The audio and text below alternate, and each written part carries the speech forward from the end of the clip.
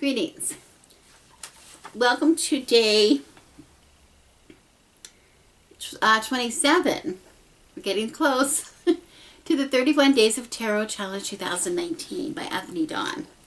Today's question is, how do you pick your tarot cards for readings? Well, this is going to be a really quick video because this is a really simple question. A couple of different ways, very straightforward. If somebody purchases from the website, from my website, for each kind of a reading that I offer, for particular spreads, I do usually suggest a deck or a choice of decks for a particular spread. I like them for certain things, like for instance, I do with the I have a couple with the Wildwood deck. I do use a couple of decks, like the Tree of Life. I think it's one that I got from that book, plus maybe a garden spread or something like that in there.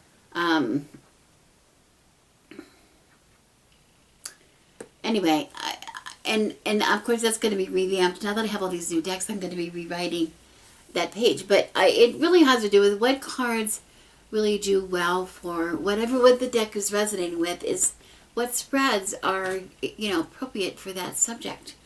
I wouldn't use the, like for instance, I wouldn't use the Santa Muerte deck for a deck about, or talking about, learning lessons from your garden. That's just not going to happen, right? So, it's pretty straightforward. Other than that, if I'm going out, offering to a group, like at a psychic fair or something like that, I usually take, in my Tarot to Go box I showed the other day, 2 decks fit in that box quite easily, and I will take 2 different, really varied decks. Like I might take, like when I went to the cat rescue, I took a Rider-Waite, very traditional Rider-Waite, and then I took cat cards, things that would relate to the people that like the cats. When I go to a psychic fair, kind of a situation, a spirit fair, I would take maybe a very, traditional, again, like maybe a Rider-Waite, and then maybe something like the Wildwood, which is more primal, more for people that are into history, those kind of things, into connecting with the earth, connecting with the wheel of the year. Those kind of decks really, like, yes, the Rider-Waite does too, but as far as the images go on the cards, when people see the images, they're going to really relate to what we're talking about. I give the choice up to the person. I try to, certain decks I will not even take out of the house for things that are going to be any place where there will be children. I have to be careful because some of the images are a little too, people would be insulted if their children saw some of the decks. Okay. But I tend to think of when somebody just asks me for a reading, and most of them are just leaving it up to me what deck I want to use. Some of my decks read better at certain times of the year, like for instance the Santa Muerte deck will read really well at Samhain or at Beltane when the veil between the worlds is thin. We have more communication with the dead. They're going to read very good, so definitely that deck is going to come out at those different times of the year.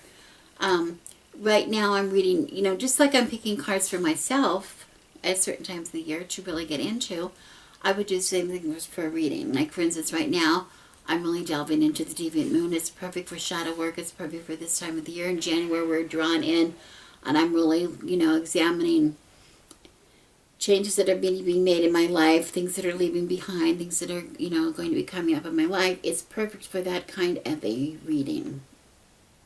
Okay. So the cards pretty much determine for me what it's going to be. I got the Nicoletta Giaccoli deck.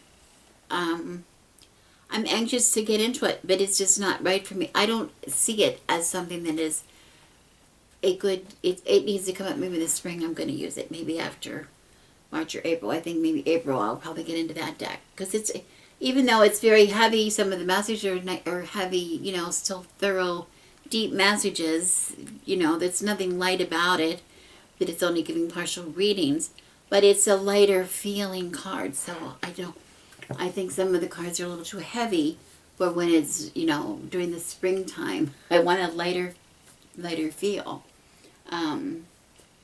Summer months, I love the things like, the wildwood and things like that are really good for in the summer. It's just a matter of feeling through the cards. That's the same way that I decide what cards I want to connect to each other. With sometimes I combine a tarot with a Lenormand or a tarot with an oracle card, or what the combinations. The idea for the combinations come from the cards themselves in the very same way. They seem to reflect certain times of the year, certain themes, whatever, appropriate for different times of the year or for different kinds of readings. So that's pretty straightforward, in my opinion, pretty straightforward. So, maybe the shortest video I've ever done, I'm not sure. But thank you for watching. I'm Rebecca, and I wish you blessings.